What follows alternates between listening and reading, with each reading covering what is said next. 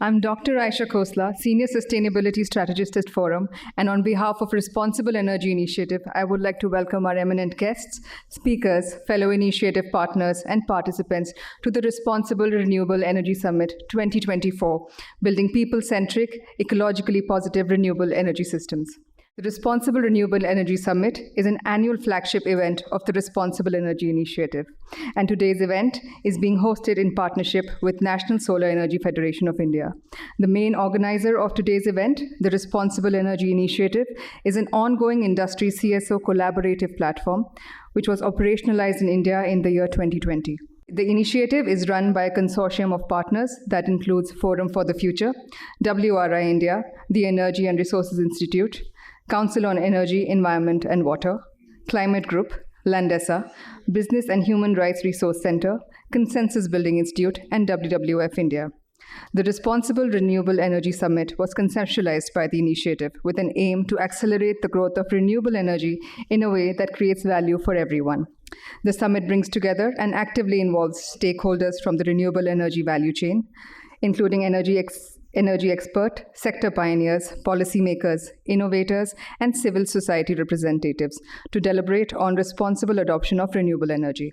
The goal is to inspire action, emphasize practical intervention, enable collaborative problem solving, and contributes towards accelerating India's people and planet-centric energy systems.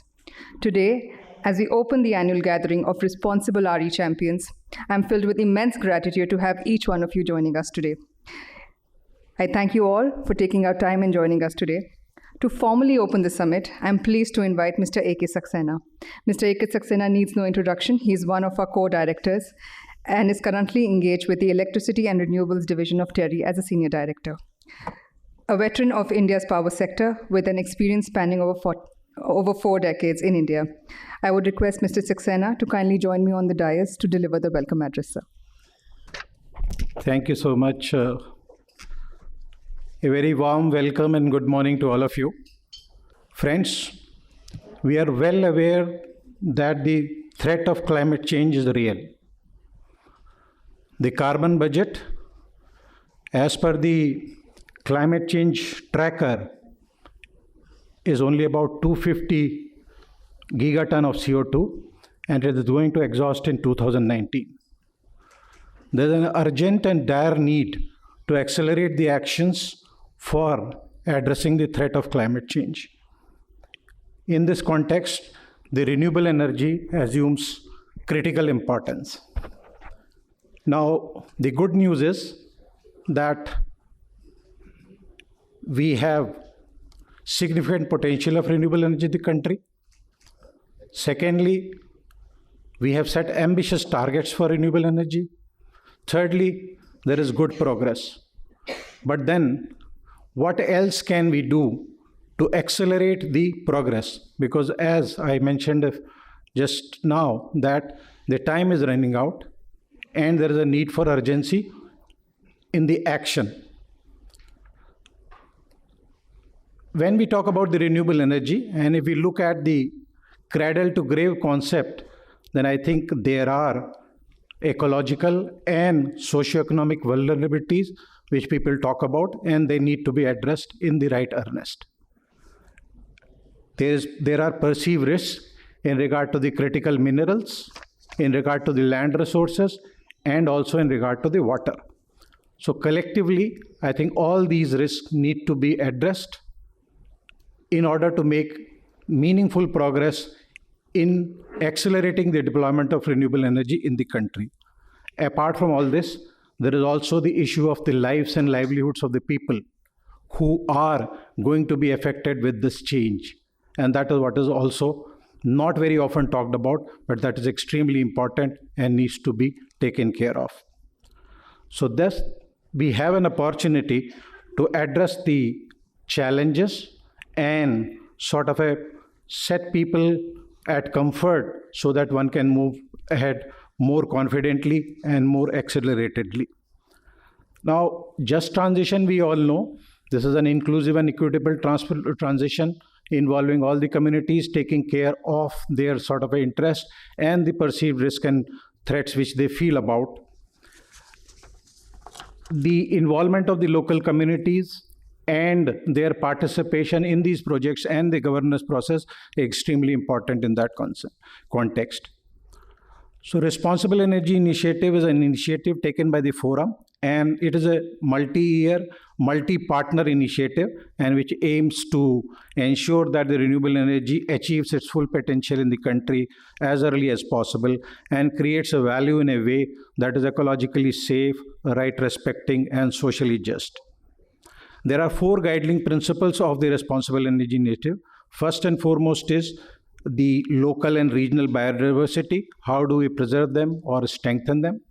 Secondly, mitigating the labor and human right vulnerabilities which are there due to raw material or critical mineral extraction. Third is how do we mitigate the issues of energy justice, particularly around the renewable energy projects.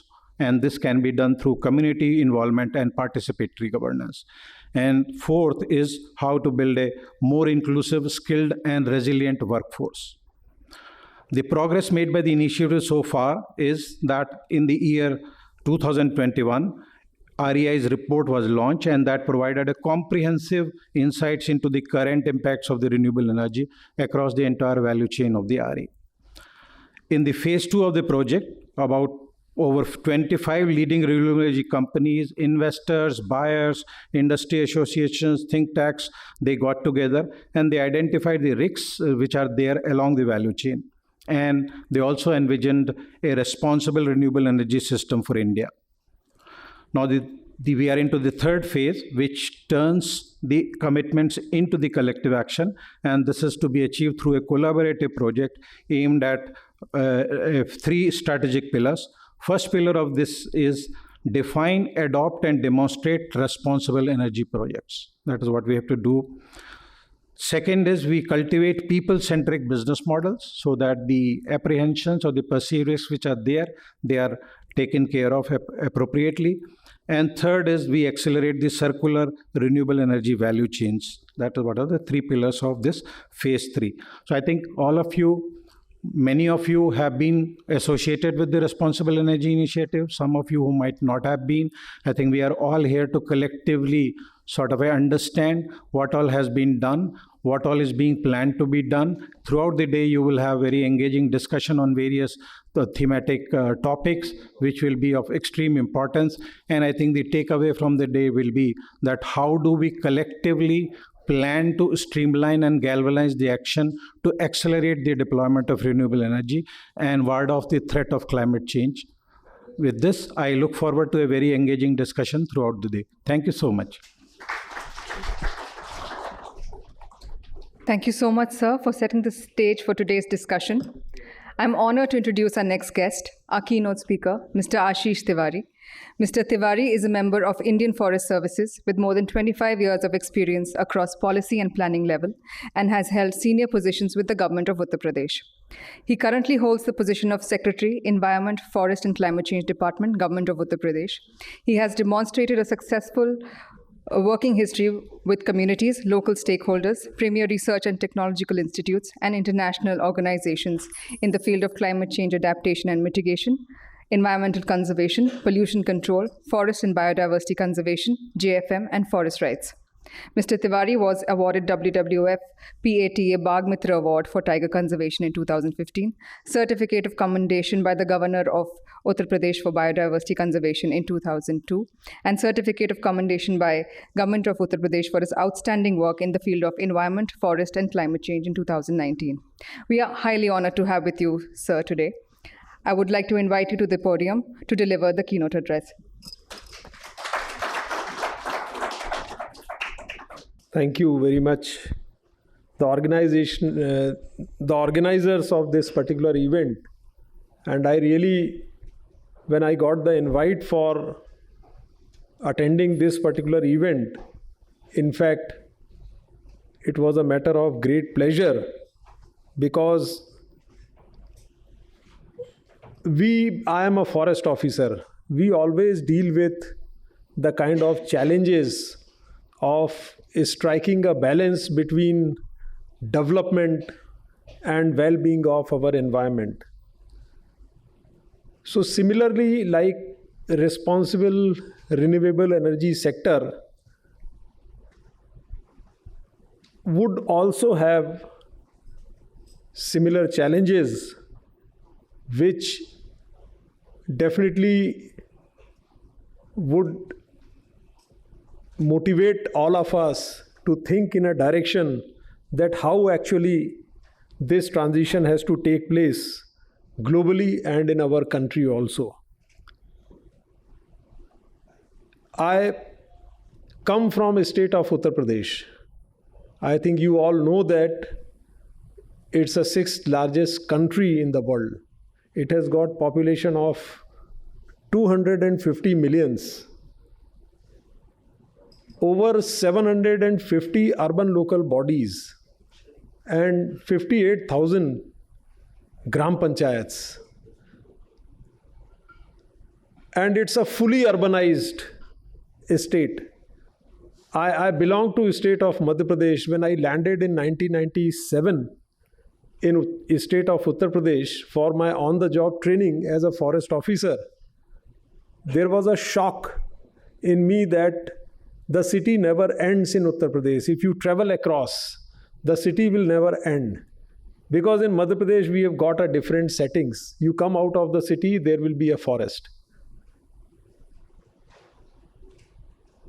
So, like a responsible renewable energy transition, I think there are two very important facets to it where actually it has clashing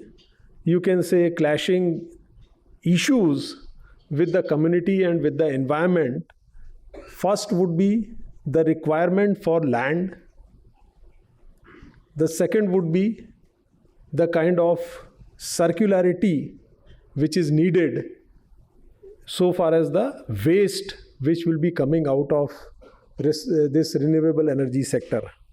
So I will focus mostly on these two issues, and our country, our Prime Minister's encouraging announcement of India becoming net zero by 2070 and the transition to a very, fast track transition to renewable energy sector for meeting our demands by 2030, that actually necessitates to actually index out various renewable technologies which are available on environmental and social indices also. I was just searching around the research available for this particular field. Take example of solar energy. Do we have a very, insightful research on what kind of cost is actually needed for various solar energy model ranging from rooftops, DRS solutions to utility based projects? What would be the requirement of land and what would be actually the environmental impacts out of it? Because wind energy also has some environmental impacts without thinking on actually the waste which is created. If somebody of you is a birding lover, then he can understand that wind energy also has environmental impacts. So what I am trying to say that we really need very good in-depth studies. I'll cite one example of recent flow of investments in our state. You must be aware that there was a groundbreaking ceremony in our state inaugurated by Honorable Prime Minister, and UP being a very favorable state for investments. So there were too many investments on pumped hydroelectric storage. You all will appreciate that pumped hydroelectric storage needs kind of a gradient. And I was talking to our friends that globally and in India also, wherever there is a gradient, there is a forest. We have got forests left in mainly undulating terrain and hills and mountains. So, starting from here, like my state, I don't have land with me for utility grade solar projects. So, whatever little forest we have in the state of Uttar Pradesh, after bifurcation, the state got bifurcated from Uttarakhand. We have that in Bundelkhand and Vindhyan tract, which is again undulating. So I think UP's approach for RE transition with concerns of social and environmental aspects would be a role model for India. I would tell you how. There could be, if we try to compare the various technologies, various models of solar energy, then we will find that the cost of agri-PV projects would be a bit higher. Like if I talk to many stakeholders, investors, they say that it is around 6 crore INR per megawatt. But the return to the farmer, if they just lease out certain part of their agricultural fields, maybe burns, peripheries and the spaces between crops, then probably the return to the farmer would be around 1.4 times. So, and also we need to have a very, very in-depth understanding that which are the areas that grow the shade-loving crops, horticulture crops, or some, you can say, crops related to spices and all, which can be grown on the shades. So uptake of agri-PV could be a good, you can say, a good option for responsible renewable energy transition, so far as the social concerns if we keep in our mind. When it comes to pumped hydroelectric storage, then studying the potential of, we have done it in the state of Uttar Pradesh, because huge forest land was actually proposed to be diverted for construction of reservoirs and installation of utility grade solar power plants. So we did a, you can say, GIS based study wherein potential of existing reservoirs for getting the projects of pumped hydroelectric storage, in particular the Vindhyan tract, was studied, and we found that there is a good potential. So our priority for RE transition on PHP should be leveraging the existing reservoirs for such kind of projects. Third would be, if you go through UP state's solar policy, then we don't have land, but we have roofs. So the rooftop solar energy could also be a good option. And that is why our policy has around 8 gigawatt from rooftop solar power plants. Also, we will have to see, one technology will not be able to actually pave the way for responsible transition, but it should be mix of the things, and I think DRE solutions would also be having a great role to play.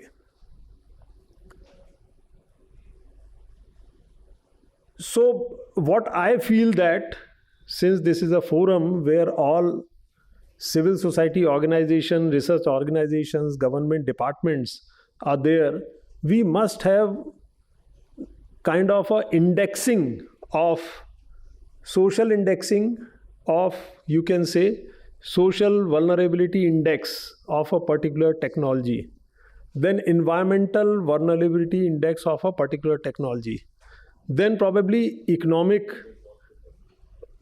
concerns of a particular technology.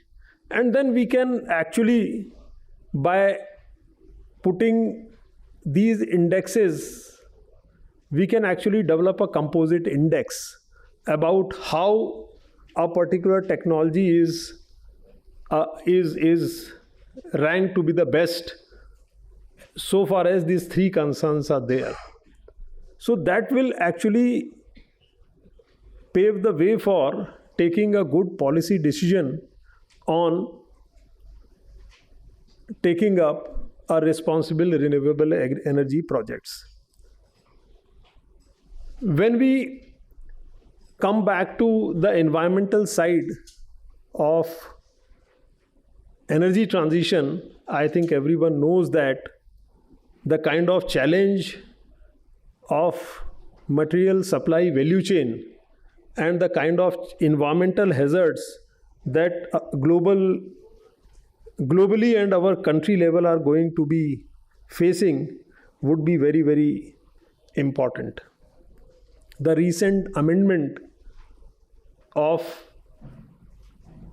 electronic and electrical waste management rules 2022, which was enacted in 1st of April 2023, sets a good pathway for this responsible renewable energy transition in the times to come.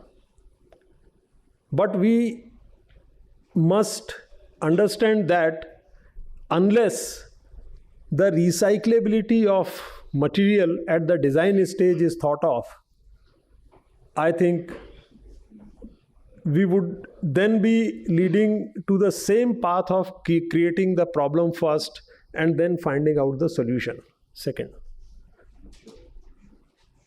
So on circularity of the waste coming out of renewable energy sector would need investments on designs, the investments on recycling facilities, side by side the manufacturing facilities also, because EPR rule ultimately will mandate the producers and brand owners to actually take back and recycle the end of life waste in RE sector. Thirdly, we also have like EPR regime in place for plastic waste management. So what lessons actually we are learning from that, because that has already set in, and many brand owners, producers, PIBOs, etc., they are actually started following it. However, the EPR regime for electronic waste is a bit newer as compared to that of plastic waste. So we must learn the lessons which we actually have learned from EPR implementation of plastic waste. The biggest lesson is what we are trying in state of Uttar Pradesh is the EPR compliance should not be geography neutral. That is why for the plastic waste management, we are not able to appreciate actually the implementation visually. If I take example that 4 brand owners, just by making their consortium and given the task of managing the plastic waste, of course proportional to their responsibility in a particular city, for instance, then probably you can see the impact. And then probably the actual compliances on the ground will also increase. Because if I say the Lucknow, take example of Lucknow city, if it generates a plastic waste of say about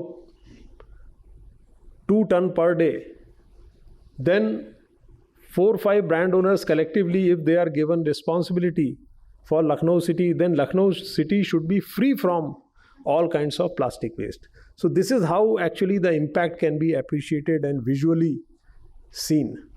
So for electrical and electronic waste also, recycling, we need to have some kind of a mechanism wherein actually geographies for compliance may be defined, and also we must have a uniform distribution of recycling, dismantling plants across the country. Because right now, electrical and electronic waste recycling facilities, you will find them near to NCR region only. But if you go to Lucknow, Kanpur, Prayagraj and other areas, Madhya Pradesh or any other place in Rajasthan, you won't find any. So it adds to the transportation cost, collection and transportation cost of end-of-life waste, and actually makes the whole recyclability business proposition unviable. So that is why the governments like we have promoted as a state in Uttar Pradesh, uniform distribution of waste management plants, whether it is a electrical or electronic waste. UP has got a very robust investment and employment generation policy. So by way of that particular policy, which gives you capital incentives, we have reached out to electronic waste manufacturing stakeholders, and they have been given land, etc., out of the land bank in our industrial areas in Hardoi, Kanpur and other places also.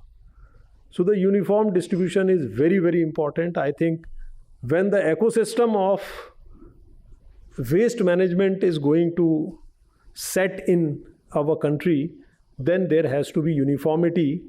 And I think the kind of steps which the state of UP is taking up on responsible renewable energy transition and of course circularity in RE waste management, that can become a role model. At the last, I would say that it's a new field. It will definitely evolve. I congratulate all the organizers to have organized this dialogue, and I'm very, very hopeful and very, very sure that it will lead to a good roadmap for RE transition in our country, responsible RE transition in our country. Thank you very much. Thank you so much, sir, for your enlightening words and supporting the initiative. I would also like to thank you for bringing out the critical issues that revolve around the renewable energy sector and also highlighting the importance of developing responsible renewable energy that is not only socially just, but ecologically regenerative. We now have a special address by Dr. Ajay Mathur. Dr. Mathur is a Director General of the International Solar Alliance. Previously, he was a member of Prime Minister's Council of Climate Change. He was a co-chair of Global Energy Transition Commission and the Clean Cooling Initiative of the One Planet Summit. He has headed the Indian Bureau of Energy Efficiency and was responsible for its foundational program, such as Star Labeling Program, the Energy Conservation Program, and Perform, Achieve and Trade Program for energy-intensive industries. Unfortunately, Dr. Mathur could not be here with us today in person, but he has been kind enough to share his thoughts through a video. I would request the team to play the video now. Very good morning to all of you. I'm sorry I'm not with you in person because responsible use of renewable energy, particularly solar energy, is both very important and very close to my heart. I have often said that we need to ensure that solar grows and grows in a responsible manner. What do I mean by that? I believe that there are at least two meanings, possibly three. The first is we need to ensure that the growth of solar occurs in a socially responsible fashion. This is possible by ensuring that solar and wind do not occur, for example, in areas where biodiversity challenges exist. It will be good if national maps are created where the no-go areas for renewables are mapped out right in the beginning. We have been working with the Nature Conservancy on a tool called SiteRight, and I'm sure there must be many more behind it, which maps the areas in, for example, a particular geography in a particular country or a particular Indian state where there are areas that are no-go areas because of biodiversity concerns. I think we need to ensure that when we are allocating land for renewables, this is taken into account. Similarly, in areas where land is at a premium, we are looking at floating solar on water bodies. But in doing so, again, socially we have to be responsible. We need to ensure that there's an adequate amount of space in between the panels to allow boats to go through for transport, for fishing, and for other purposes. How this design is going to occur, what are the environmental quality issues we need to address now? The second issue that I think we need to address is what do we do with solar waste? So there would be a huge amount of solar waste, say 25 years from now, and there would be also battery waste. But believe you me, 25 years from now, the kinds of technologies which will be used for making solar will be very different from those that are used today. Just as the technologies that are used today for making solar are very different from the technologies that were used 25 years ago. This implies that recycling for the purposes of reuse of those materials in the solar industry is limited. Yes, of course, you can reuse glass, because that's as the front piece. But whether the materials itself, the silicon, the kinds of junctions that you have on it, whether they can be recycled in a socially responsible manner is something that I think will be questioned over a period of time. To me, the only answer is to look at recycling technologies that are able to therefore separate out the materials. But if the materials have to be separable, they need to be made, the solar panels need to be made in a manner that the materials are separable. I would like all of us to start thinking of ways in which we can help make this happen. In other words, the two key components of responsible growth of the renewable industry are, number one, to ensure that we build it in areas where there is certainly no biodiversity, but there are no environmental factors that then come back to haunt us, and that we look at solar waste. Another issue is that solar energy is used for social good. In most developing countries, I notice that the grids are yet to evolve. If the grids are yet to evolve, we need to ensure that decentralized solar and solar with batteries grows as fast as possible, as fast as large-scale solar grows for providing electricity into the grid. That is the only way we will ensure that the benefits of solarization and of the modular nature of solar is available to everybody. So whether it is solar mini-grids, whether it is solar pumps for irrigation, whether it is solar cold storages, all of these are applications that help in enhancing the benefits of solar energy to all people in society. I look forward to the discussions, and I hope that in the days ahead, you all of you will together contribute towards telling us what are the ways in which responsible renewable energy, and in particular responsible solar energy, can become a viable business proposition in the many, many areas where we're seeing solar develop as we go along. I thank you for your attention.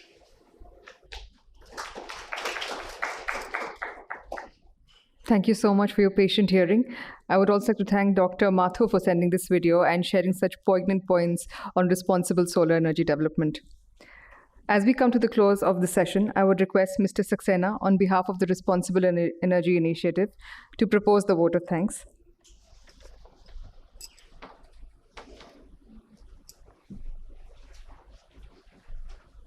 I would like to thank Mr. Ashish Upadhyaya for sparing time, coming all the way from Lucknow to Delhi and sharing his valuable insights, the practical insights which he brings by way of working in the area. And I think the point which you made about the land, about the resources, and what type of initiatives we should be taking about. And in a way, you talked about the agroforestry. And this is, I wanted to mention to you that this is one of the key thematic area in which we are embarking on to the work in this year. Not only we want to understand the impact of various types of technologies which are deployed in the agri-PV, what is their impact on the crop yield, and what is the impact of the crop onto the agri-PV output as well. So thank you so much for sharing the thoughts, and we assure you that we will come out with meaningful insights by the end of this year. Secondly, also, I think you made about the waste recycling, etc. It's extremely important, and I think that is also an area which is going to be a focus area of the forum. And I think there is panel discussion during the day wherein we will learn more about it. I would also like to thank Dr. Ajay Mathur. He expressed his inability that he could not come, but I think he was kind enough to send the recorded message, and the sort of the message he has sort of conveyed, I think they are extremely important. What do we do? Where do we do? In which areas we do work about, and how responsibly we can do it. That's what is extremely important. And I think many of the points which he has made about, we as a forum or as the partners will take note of that and try to see that what best we sort of chisel out and what do we frame out the narrative in regard to these areas. So thank you so much to Mr. Ashish, and thank you Dr. Ajay Mathur. Thanks a lot, though in absentia. Thank you, Aisha.